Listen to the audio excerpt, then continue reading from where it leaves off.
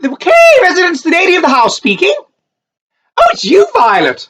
It's my sister Violet. She's the one with the adopted black daughter, the transgender son, and money for a child with Down syndrome. Married a professor of gender studies. Very well connected. This is what, dear? He's going around the town saying that race is a biological construct. You must do something about it, Violet. I'm terribly sorry, but it's time to go. It was lovely to see you. Hello, and welcome to this edition of the Jolly Heretic. Now, today I would like to talk about why we as a people are coming apart. That was a reference to the late 1980s, early 1990s comedy Keeping Up Appearances. And what it was about was a middle-class woman from a working-class background who was a snob, Hyacinth Bouquet. Hyacinth Bouquet has three sisters. There's Rose and Daisy, and they live on a council estate, what in America you would call a project. They're extremely poor and they're working class, and she spends all her time, and they're married, and Daisy has a husband, Onslow, and Rose is basically a bit of a tart, a bit loose and unmarried, and she spends all of her time being embarrassed by them and trying to avoid them, and she spends the other half of her time trying to socially climb and trying to make herself look more upper middle class than she is. She is particularly impressed by her older sister, Violet, because Violet has married a turf accountant and has a swimming pool and room for a pony and is very, very successful and much wealthier than her. And she looks up to Violet, but there's all kinds of problems beneath the surface because it turns out that Violet's husband, Bruce, is a homosexual or a transvestite or something and goes around doing all kinds of embarrassing things. She is married to her long-suffering husband, Richard Bucket, though she insists on pronouncing it Bouquet because she's a snob, and the plot is always based around her attempts to seem frightfully middle class and to get on with the vicar and to seem aristocratic and whatever, and this being subverted by her working class family or her embarrassing brother-in-law Bruce or whatever. Now that plot, that whole system makes a great deal of sense in the England of the 1980s and the 1970s, but it makes a lot less sense now. Because the England and also the America of the 1970s, 1980s, it was a bit sort of anachronistic even when it was being made, was very much a united culture, a united society, in which the culture of people, no matter what social class they were, whether they were upper class or whether they were working class, was quite similar. They were all Church of England. So whether it's Hyacinth's working class family, Onslow and Daisy and Rose, they are interested in the vicar and in the Church of England for occasional rituals and things like that. They're all Church of England. They're all English. They're all white. They all have broadly the same values and broadly the same way of seeing the world. And you have the upper class at the top that you look up to and you imitate. Hyacinth imitates those people. It's called a trickle effect. George Simmel, the German sociologist, trickle effect. So that she imitates them, but she does because she wants to be like them. But she does so in an over-the-top, ostentatious fashion. You know, the over-the-top posh voice, okay, residents, and all this sort of thing. And then the people at the bottom of society, they also, to some extent, what is at the top drips down to them. So they wear sports clothes and things like this, and these have started at the top and they've moved down over the years and become associated with the working class and whatever. And there's basically this whole of Hyacinth's character is based around social embarrassment at her modest origins that she's trying to overcome. But she's part of a system. She respects the upper class. She looks down on the working class, and she tries to be better than she is in a culture in which everyone has the same culture. It's like the village, the stereotypical English village, where there's lots of different social classes and they all kind of get on to some extent. There's conflict between them, but they all have roughly the same culture. Now, in both America and in Britain, over the last 50 years, this system has come apart, has fallen apart, such that the culture which bound us all together has collapsed and the society has segregated, has polarized into a number of quite separate cultures. And I want to look at this today. A very interesting book on this subject with reference to America was published some years ago by Charles Murray, and it's called simply Coming Apart. Now, he argues The turning point was the 21st of November 1963, which was the assassination of JFK. On that date, you had a strongly united society in which everybody in America was overwhelmingly the same. The Beverly Hillbillies, which was a TV program, was watched by 34.9% of the population. 93% of the population had a television, and there were only 4 channels, and so they were completely united. And you imagine that you had a third of the population watching one television program. By the year 2010, 9% of the population watched the Idol pop song thing, and that was considered good. You had the top 40 records or whatever that were on that week, and that was it, and that was what everyone listened to. You had the things that were on TV, and you either watched them live or you missed them. Everybody basically had Christian values. It didn't matter whether they were upper class or whether they were working class. Everybody, almost everybody, christened their kids, and 50%, half of the population went to church, and those which didn't strongly believed in Christian values. Only 3.5% of households were led by a divorcee because divorces were completely unacceptable.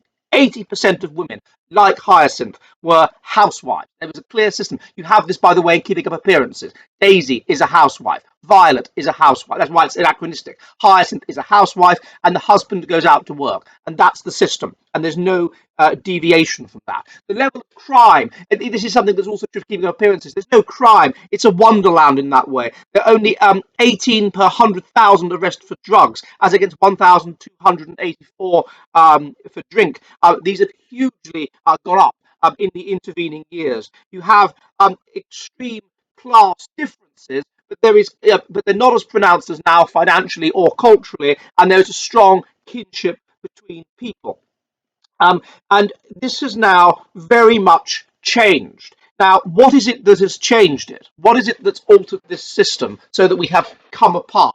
Well, there's 2 things, or 3 interrelated factors, I think, that have altered it. The first is meritocracy, and this is what Charles Murray looks at, and sort of geographical movements. The second is the collapse of religiousness, and the third, I think, is basically the consequences writ large of genetic changes in the population. Now, if we look at what he looks at, which is the what meritocracy has done. What meritocracy has done is it's gone from a situation where there was very limited social movement. The heritability of socioeconomic status has overall has been found to be something like 0.7, something like that. So there was very limited social movement. People tended to stay. They were attached to the land, and they tended to stay in their own village or their own area, and they didn't move about. Now, with the rise of meritocracy and also with the rise of better transport links, people are better able to move about. What that leads to is cognitive stratification, whereby intelligent people find each other. Intelligent people who are born in some small, in Iowa or somewhere like that, where will find their way to the elite colleges in the east of America, will find their way to the best schools. They will find each other. He notes that in the place where he's from, Charles Murray, Des Moines, Iowa, you would have the wealthy areas, you'd have the poorer areas, the middle class areas, the working class areas, and they would all be quite similar to each other in a lot of ways. They sort of live side by side. This is not the case anymore. You have an alteration in the nature of where people live, such that you have entire areas of the country where the more intelligent migrate to and find other more intelligent people, and you have entire areas of large cities like New York, where again the more intelligent people, the upper class, the new upper class, the educated people, find their way and they meet other people, and so they increasingly have nothing to do with people that are socioeconomically different from you. You increasingly have nothing to do with people who think differently from you, who are of a lower socioeconomic, a lower sort of social class than you. You're not going to know those people. You're not going to talk to them on a day-to-day basis. And so in that sense, therefore, you start to develop, you come apart, you start to develop a separate culture, a separate way of seeing the world. Whereas once in the 1960s, there's one television channel or 4 television channels, there's hardly any diversity, hardly any restaurants, anything like that. Then this all comes apart as the society moves due to this cognitive stratification. people move away from each other. And this is what he charts. And so you end up with a situation where more intelligent people come into contact with yet more intelligent people, and they create their own separate culture. He calls these people the blue bohemians, the educated class. So they are a narrow elite. They watch things like Frasier. They're interested in things like, these people. They have left-wing, liberal values. They're not religious. They don't hold to the traditional way of doing things. They hang around with other people who are like them, and before long, they have very little to do with the kind of America that is the red states that votes Republican, where in many cases they may have come from. They have nothing to do with them at all. They then go into professions such as the technology and things like this, which value brains. These create increasingly elite salaries, and the fact that they have more money means again they have nothing to do with the lifestyle of people that are much poorer in a way that wasn't the case in the past. They move to different areas of the country. They gentrify different areas of the city. They have a completely different value set, whereby they seem to value marriage more than the working class, but they also value other things. It's okay for women to have careers and whatever. And so increasingly you get this separation. So Manhattan, for example, he gives the example, utterly gentrified. In 1963, 40% of people in Manhattan were doing industrial jobs. Now it's 5%. And increasingly, people that live in Manhattan are extremely wealthy and are completely separated in their culture and in the way they live life from the what you would traditionally call the working class. They are the things that would bind them together are gone. The working class would traditionally be the ones that would be believing in traditional values and whatever that were the dominant values of the 1960s.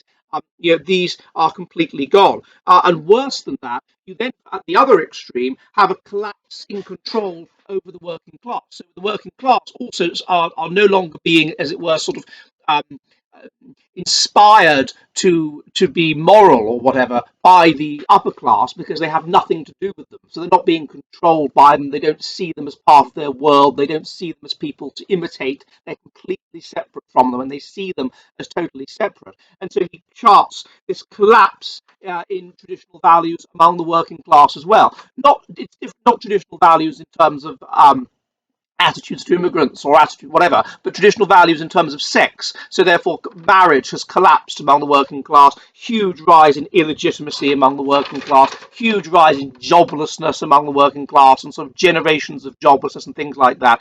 And so you get a huge rise in drug use and all this sort of thing. And so you get this extreme difference between the different social classes based on the rise of meritocracy and the constant cognitive stratification.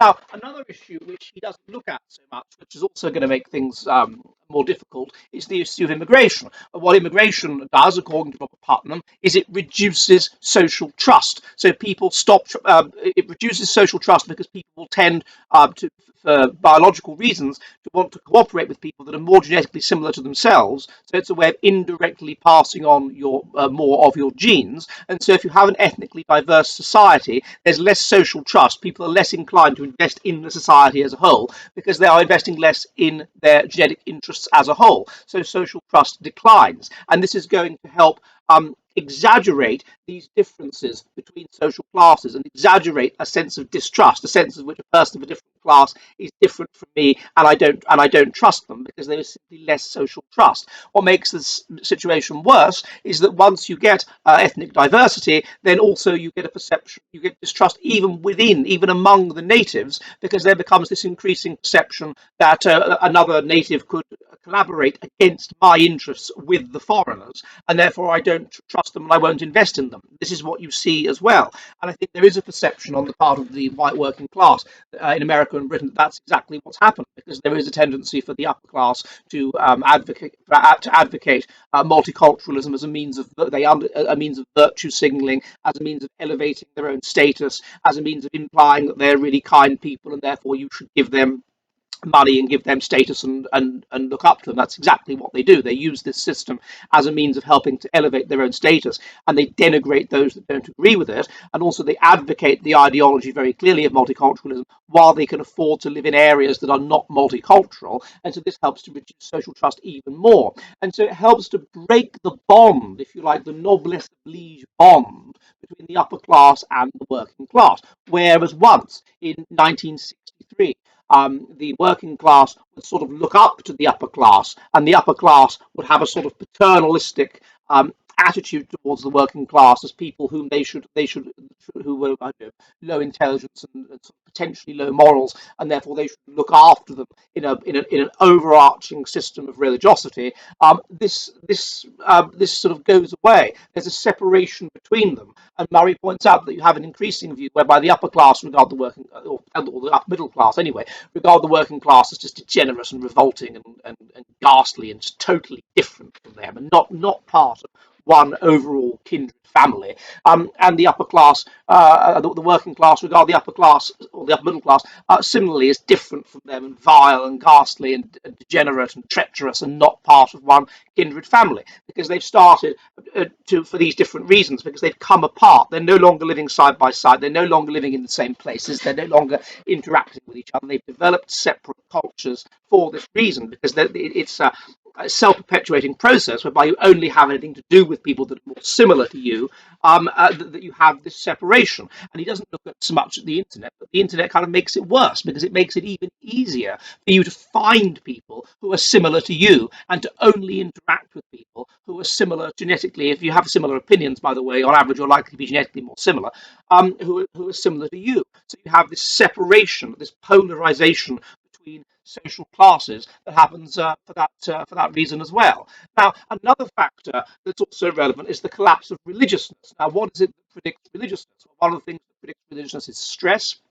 And particularly mortality salience. Well, this has gone down since the 1960s.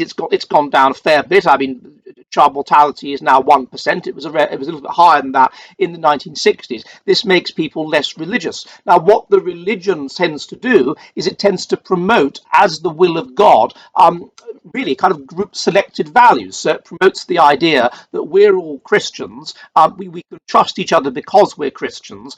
God wants us to behave in a moral, pro-social way for the good of the community and for the good of the group. And the group is blessed by God, and therefore you should all be kind to each other and you can all trust each other because you all believe in God and you all have the same fundamental views based around the reality of God and various dogmas. That's the idea of Christianity. Now, you see the collapse of Christianity between the 1960s and now. 50% or more church attendance starts to go down. People become less religious. They become less controlled by the religion, and therefore they have less of a reason to trust each other. Because traditionally you could say, oh, well, I'm a Christian, he's a Christian, we believe in the same things, we believe in the same God, we have the same eternal destiny, we're bound up together in an eternal way. Our group, the American people, is blessed by God, and we're bound up together, and it's God's will, and there's this eternal idea of Americanness, and therefore we should cooperate for God, good of God, and all this sort of thing. There's a little house on the prairie way of seeing the world. Or this, with the collapse of religiousness, this of course gradually falls apart, and so there's less reason to trust each other as fellow co-religionists. There's less reason because you don't believe in the same things anymore. There's less reason to be part of one group. There's less reason to perceive your group as eternally important. There's less reason to perceive it as eternally important that you should cooperate with and love members of your own group and who are Christian, and so therefore the group starts to fall apart for that reason as well. Then we can look at, and I think this is perhaps the most significant issue, which Charles Murray does not look at all, and I think this is very important, at the genetic issue. Now, if you look at a group such as the genetic changes that have happened, we have to remember that under harsh Darwinian conditions, which were present until 1800, there was 50% child mortality, another 40% of people didn't breed for various reasons, and so only 10% of people passed on their genes. And these were the most genetically fit people that passed on their genes. These people were extremely genetically fit, they were immune to childhood diseases and things like this.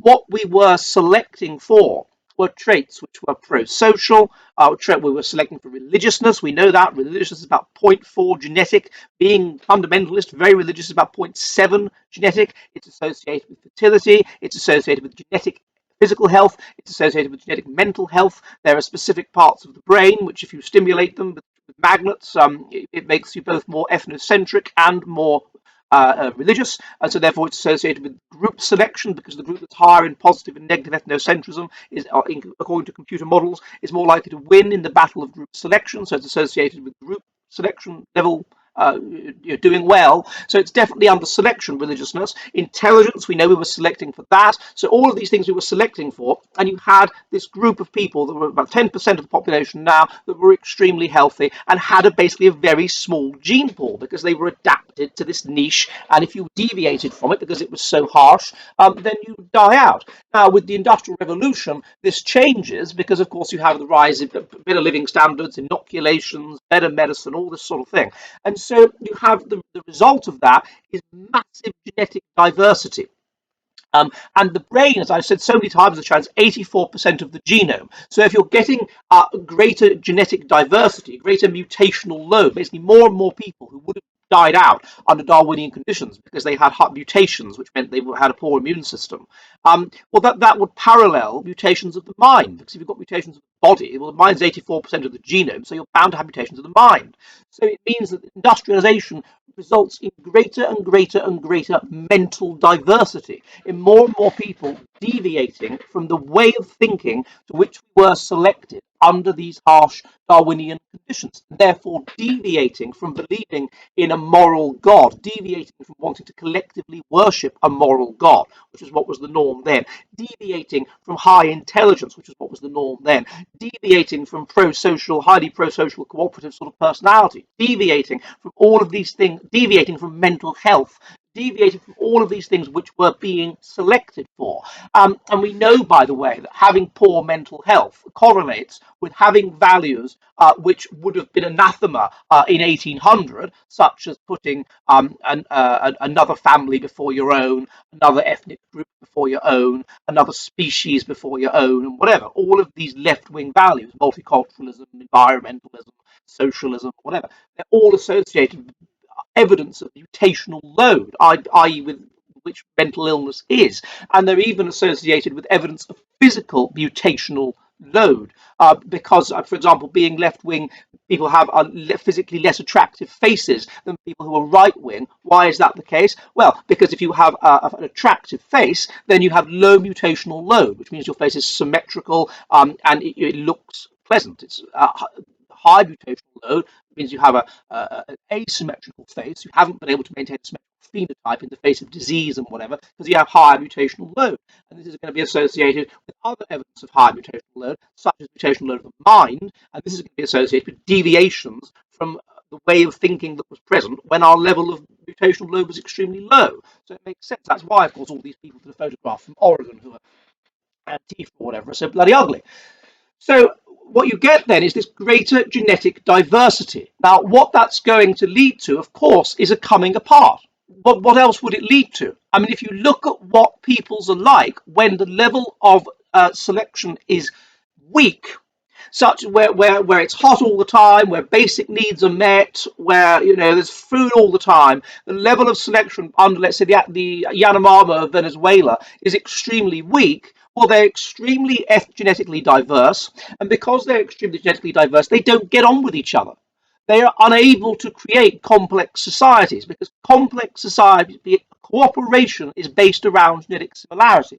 We are more likely to cooperate with people who are genetically similar to ourselves. There's huge amounts of data on this. We get on better with siblings, even within families that are more genetically similar to ourselves. We get on better with our friends are more genetically similar to each other than could be the case by chance. Couples that get married are more genetically similar to each other than could be the case by chance. We select to be with people that are genetically similar to ourselves. And so the more genetically diverse the people, forgetting immigration, forget that, that's just another factor that is going to perpetuate the problem. But even if there was no immigration, the more genetically diverse the people become, the more they're going to come apart, the more there's going to be polarization, the more there will be completely separate cultures that are completely separate from each other. And that is what we are seeing now. That's why this polarization is happening, because we are so genetically diverse, and therefore you just get and the system of meritocracy means we are able to find people much more easily who are genetically similar to us, thus creating ever greater polarization. Now, it could be argued that this problem of huge diversity was held back at the environmental level by religiousness. People, even while this process was occurring, we were indoctrinated with these religious values, and we had sufficient mortality salience that we were religious, and the religiousness held us together. But there came a tipping point where the religiousness, and this was probably 1963. In England, we say there's a poem by Philip Larkin. Sex came rather late for me in 1963, somewhere between the end of the Chatterley Band and the Beatles' first LP. There's something about 1963 that was the tipping point, because what you would predict is that you would get more and more and more people who these with high mutational load, with values that were very different from the religious values to which we were adapted.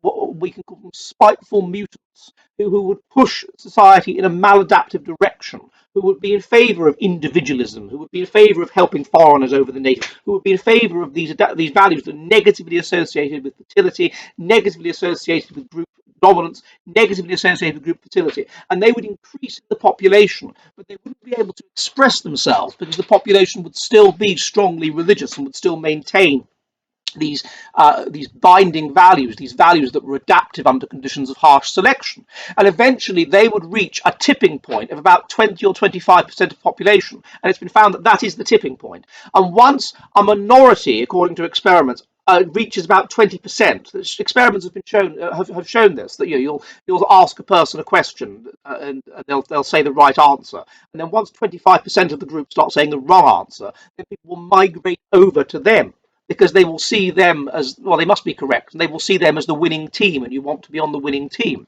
And the tipping point is about 25%. I think what happened in 1963 was they reached that 25% of the population, that critical mass. And once these mutants, these maladaptive people reach the critical mass, then people migrate over to them en masse.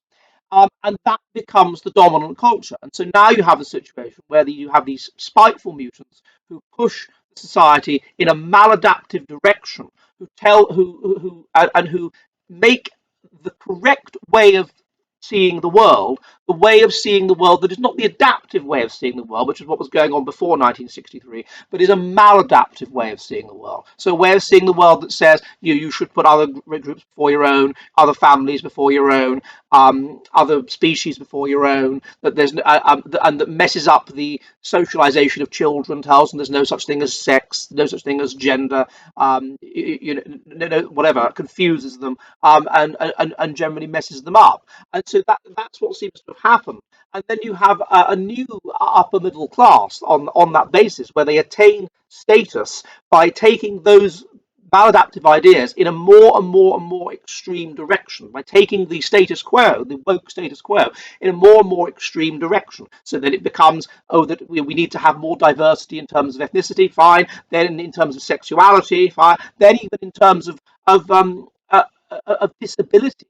And there was one woman who Sally Phillips, her name is, who did a program arguing that you shouldn't abort children that have Down syndrome, because it's diversity. It's good to have diversity, and it's diversity to have people that have a serious chromosomal disorder. And then it becomes a sign of being working class, because people who are working class have lower IQ, they're less able to understand the benefits of adopting the dominant culture. They have lower IQ, so they're more kind of instinctive, and so therefore they are less woke and more inclined to abort a Down syndrome child. And those that are more upper middle class, they realise they can express their wokeness and how left wing they are and how committed they are to the new ideology by not doing so. And so those people become, as it were, as Jim Goad has called them, the new church ladies, the new, that's what Hyacinth was, the new snobs. And being a snob is no longer based around what was snobbery in the 1960s. It's no longer based around the Rolls Royce and the yacht and all of these sorts of signs. Then yes, there's a subgroup within the upper middle class that has maintained these traditional values. So there is still snobbery associated with that. But basically, then you've got this separate culture that's developed, very different among the upper middle class, where snobbery is now that you have an autistic child, or you have a transgender child, or you have you bring the child up as neither boy nor girl, or you adopt a child of a different race or whatever. And this is the new snobbery. And it's very interesting, and I expect it to progress. Whereas once a parent might want their child to have a friend who whose father was a barrister, or have a friend whose father had a title.